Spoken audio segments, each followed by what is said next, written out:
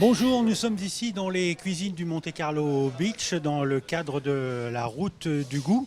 Particularité, une cuisine, vous le voyez derrière moi, envahie par des enfants. Et ce sont ces enfants qui vont accompagner les grands chefs de la principauté et de la région pour préparer le dîner de gala qui sera servi ce soir aux convives. La route du goût est le grand rendez-vous annuel qui célèbre la gastronomie biologique. Monaco devient le symbole du bien-être, du respect ou encore de la protection de l'environnement. Un événement organisé par cet homme, Paolo Sarri, seul chef étoilé certifié biologique au monde. Chaque année, depuis maintenant 4 ans, des chefs cuisiniers tentent de redonner aux enfants le goût de leurs produits. Alors le but de l'opération, c'est de promouvoir les produits biologiques. Parce que vous savez que Paolo Sarri, c'est le seul chef étoilé dans le monde en biologique. Donc voilà, il milite pour ça. Donc tous les buffets et toute la marchandise qui sera servie ce soir et tous les produits seront biologiques. Les enfants, ils ont choisi l'atelier qui les intéressait le plus. Donc ceux qui voulaient faire de la pâtisserie font de la pâtisserie, ceux qui voulaient faire des sushis font des sushis. Voilà, ils ont une présentation avant de la journée.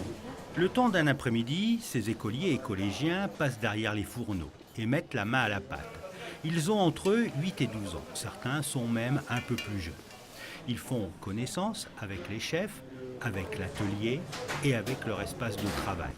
Les chefs, eux, présentent les légumes et les fruits qui seront utilisés, ainsi que leurs recettes. Dites-moi, je ne me trompe pas si je vous dis que c'est un dessert, ça? C'est bien un dessert, effectivement, à base de crumble cheesecake et une crème anglaise à la vanille, ainsi que des jolis fruits rouges que ces jeunes gens mettent dessus. C'est quoi la difficulté pour ces jeunes, justement?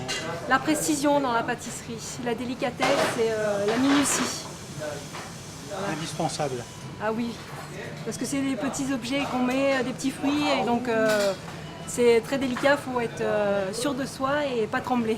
Ils préparent des pains bagna avec des anchois marinés, de l'oignon, du fenouil et voilà, qu'ils ont rempli et monté. Alors ils font des tartes de légumes, parce que notre thème de buffet c'est les légumes. Donc bien sûr les légumes bio, et puis on fait des petites tartes, déclinaisons avec betteraves, carottes. C'est une découverte pour eux, non?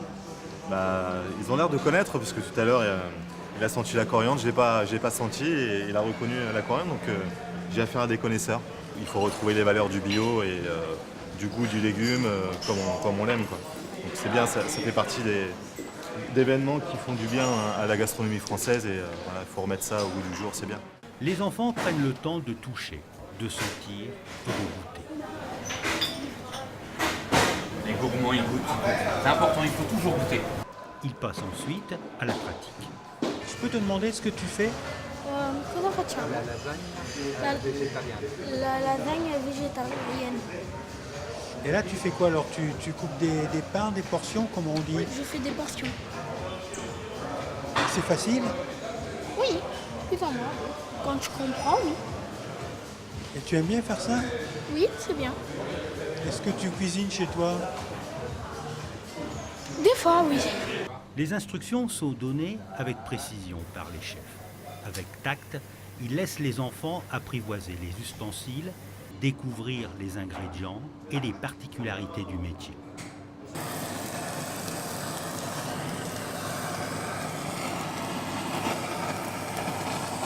Chef, je peux vous demander pourquoi vous avez fait brûler le poisson? La peau du poisson ne se mange pas quand elle est crue.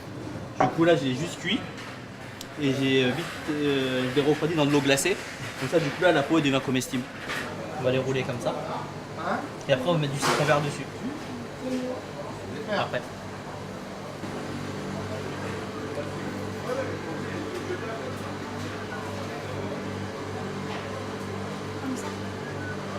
Essaye de rouler au maximum possible. Et après là, quand tu le ranges vraiment toujours dans le même sens. Tous ces côtés peau, tu le mets en haut. En fin d'après-midi, les apprentis cuisiniers achèvent leurs travaux pratiques. Les odeurs commencent à chatouiller le nez. Et ils sont fiers de montrer aux membres du jury de quoi ils sont capables. On a fait des huîtres, mal d'huîtres. On a fait également des crevettes, des sols pressés, des sols tressés. On a fait des petits légumes. On a mis en décoration des petits poissons. Des tacos avec de la pâte de riz. Ça t'a plu? Oui.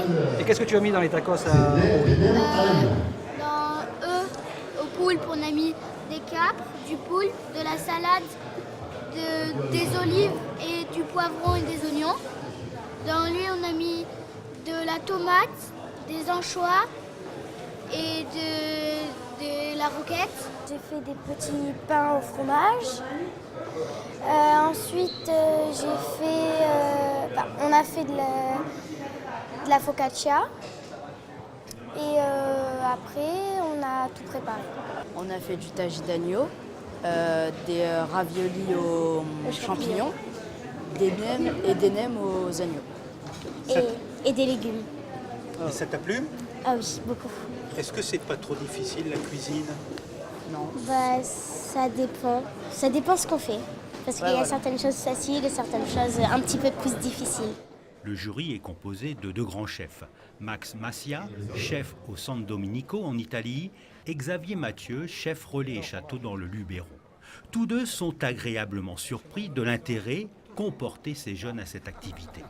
Savoir reconnaître les bonnes choses, c'est pas facile, donc commencer quand on est petit, c'est déjà beaucoup mieux et important. Pour ma part, c'était très surprenant parce que retrouver autant d'intérêt pour de la cuisine, où quand même c'était pas de l'assemblage, il y avait vraiment de la cuisine et un réel travail. Et je les ai trouvés tellement intéressés quand on les a questionnés, comment vous avez préparé ça, qu'est-ce que vous avez fait, un vrai intérêt, une vraie passion, c'est incroyable. Je pense que c'est important d'éveiller justement tout jeune déjà l'essence, de porter de l'intérêt déjà à la cuisine et en même temps d'éveiller l'essence sur les parfums, sur les goûts et surtout sur les produits, chose qui est très importante, des bons produits. Vient ensuite la remise des récompenses. C'est l'heure aussi pour les parents et amis de goûter les plats et c'est un succès. Cette initiative qui cherche à valoriser les produits bio sera sans aucun doute renouvelée l'an prochain, toujours dans le cadre de la Route du Goût.